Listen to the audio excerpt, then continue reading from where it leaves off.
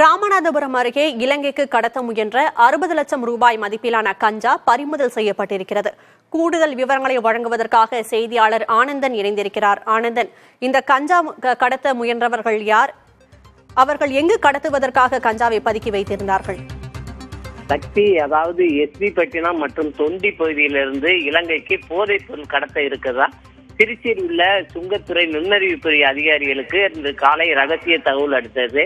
இந்த தகவலை அடுத்து அந்த பகுதியில சிஐயு அதிகாரிகள் தீவிர ரோந்து பணியில ஈடுபட்டிருந்தாங்க.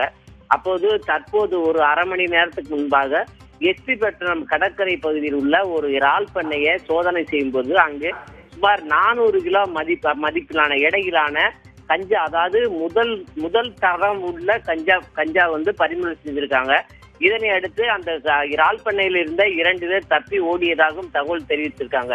இந்த தப்பி ஓடினவங்க இறால் பண்ணையில உள்ளவங்களா இல்ல கடத்தல்காரர்களா என்பது குறித்து அதிகாரிகள் தீவிரமா சோதனை நடத்திக்கிட்டு இருக்காங்க. அது மட்டும் இல்லாம எஸ்பி பட்டினம் முதல் தொண்டி வரையிலான கடற்கரை பகுதியிலையும் சுங்கத்துறையினரும் அதே போல நுண்ணறிவு பிரிவினரும் தீவிரமாக ரோந்து பணியில ஈடுபட்டு வர்றாங்க. சக்தி, அதாவது முதல் கட்ட விசாரணையில என்னன்னா, இலங்கைக்கு நாட்டுப்படகு மூலமா இந்த கஞ்சா கடத்த இருந்ததாகவும், இப்ப தற்போது கைப்பற்றப்பட்ட கஞ்சாவுடைய மதிப்பு சுமார் 60 லிருந்து 80 லட்சம் ரூபாய் மதிப்புள்ளானது என சிஐயு அதிகாரிகள் நமக்கு தகவல் தெரிவிச்சிருக்காங்க. சக்தி, விவரங்களுக்கு நன்றி ஆனந்தன்.